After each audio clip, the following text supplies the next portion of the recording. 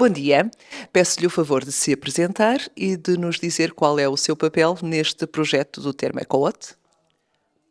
Bom dia, Fátima, muito obrigada.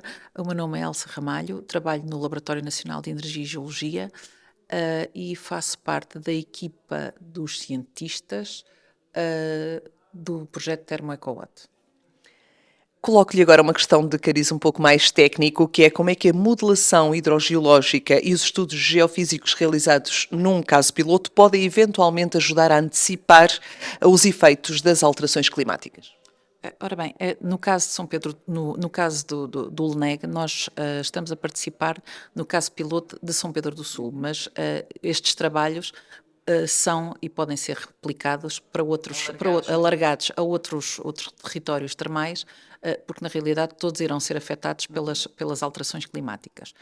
Sendo as águas minerais naturais, por definição legal, de circulação profunda e com estabilidade físico-química bem definida, à partida serão pouco vulneráveis às alterações climáticas em termos de recurso. No entanto, toda a envolvência e toda a gestão das águas parte da proteção da água no seu próprio local de infiltração.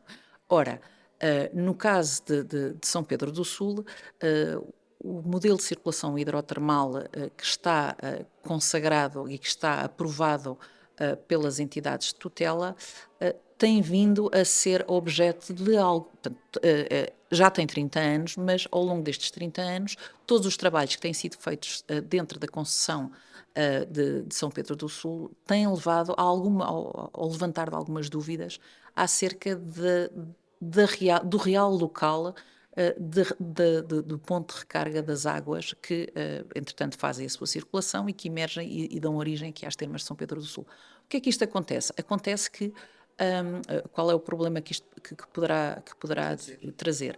É que as zonas de proteção, nomeadamente a zona de proteção alargada, está vocacionada para uma maior proteção da recarga do aquífero. Ora, se a zona de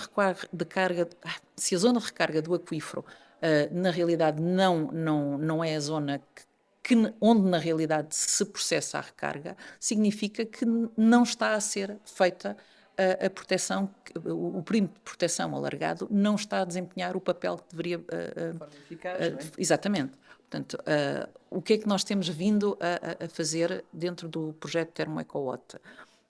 De acordo com a experiência do diretor técnico, que já é diretor técnico aqui das termas há muitos anos, ele pôs a hipótese que a zona de recarga se localize a noroeste aqui das termas. Portanto, todos os nossos trabalhos de prospecção geofísica vão em direção a essa hipótese que ele está a pôr.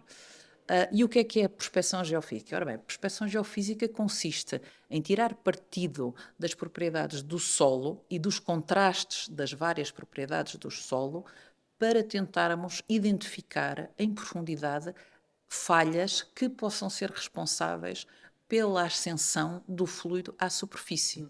Portanto, o que é que nós fizemos? Realizamos trabalhos de espectrometria de radiação gama. A espectrometria de radiação gama mostra-nos a variação do conteúdo em isótopos radioativos dos granitos e das restantes formações aqui da região. Portanto, como eu disse, a geofísica funciona por contrastes. Quanto maior for o contraste entre as várias formações e os vários meios através dos quais a água passa, melhor nós conseguimos identificar anomalias que poderão corresponder à tal ascensão da água. O que é que isto significa? Significa que há propriedades que são sensíveis a determinados eventos, vá lá, em profundidade, e outras que são sensíveis a outros. No caso da sísmica de reflexão, a sísmica de reflexão baseia-se na variação da velocidade das ondas sísmicas e esta velocidade vai variar consoante nós estamos a atravessar zonas, um meio mais ou menos fraturado. Pronto. E a partir daí nós conseguimos delinear em profundidade, de acordo com a orientação dos nossos perfis, conseguimos delinear em profundidade a falha, o plano de falha. Já falei há bocadinho da espectrometria de radiação gama, portanto, a variação relativa entre urânio, tório e potássio dá-nos já algumas variações, nomeadamente a nível da alteração das rochas, e também fizemos o reprocessamento de dados de prospecção que foi feito, portanto, houve um estudo geotérmico que foi feito na década de 1990, pelo organismo que antecedeu, por vários organismos que antecederam o LNEG, que era o Serviço de Fomento Mineiro, os Serviços Geológicos de Portugal, portanto, tudo isso deu origem ao LNEG, mas na altura toda a interpretação que foi feita com os meios informáticos e Disponíveis na digitais altura, não é? disponíveis na altura. Portanto, o meio em profundidade não varia, mas o modo como nós podemos abordar esses resultados agora é diferente. E nós estamos a tentar tirar partido disso e interpretar tudo conjuntamente para que depois não é um passo definitivo, como é óbvio, porque isso obrigaria a investimentos muito maiores, mas será mais um passo, portanto, a digitalização da informação de 1990, esta informação agora que nós estamos a obter no âmbito do projeto, para que depois as termas possam, no futuro, continuar os trabalhos de maneira a que consigam efetivamente dizer com mais certeza, não, a zona de recarga é esta ou é Ter dados mais precisos. Exatamente, exatamente. Isto é um processo contínuo, é um processo progressivo.